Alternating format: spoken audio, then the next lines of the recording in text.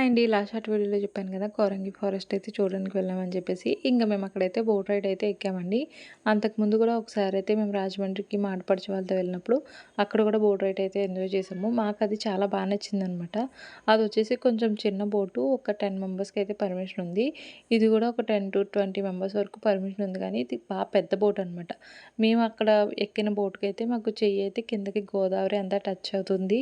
మేము వాటర్ అంతా కూడా టచ్ చేయగలిగాము. కానీ ఇది చాలా హైట్ ఉండడం వల్ల మేము వాటర్ చూస్తూనే హ్యాపీగా ఫీల్ అయ్యాము. ఇంక ఇదొచ్చేసి మాకు 20 మినిట్స్ అయితే రైడ్ అనమాట. ఫస్ట్ ఒక సైడ్ నుంచి తీసుకెళ్ళి నెక్స్ట్ ఇంకొక సైడ్ నుంచి అయితే తీసుకొచ్చారు. మమ్మల్ని కొంచెం ఏదైతే ల్యాండ్ కనిపించేది అంతా ఉందో అదంతా క్రాస్ చేసుకొని కొంచెం ముందుకు తీసుకెళ్ళిన తర్వాత మళ్ళీ అయితే రివర్స్‌లో తీసుకొచ్చారనమాట.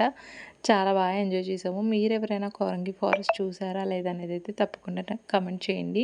ముందు మేము వెళ్ళినప్పుడైతే ఈ బోట్ రైడ్ లేదండి. ఎందుకనంటే గనక అప్పుడు గోదావరిలో ఒక బోట్ మునిగిపోయి 60 మందికి పైగా చనిపోయారు కదా! అందుకని చెప్పేసి ఆ రైడ్ అయితే క్యాన్సిల్ చేశారు. మీలో ఎంతమందికి ఈ విషయం గుర్తుంది?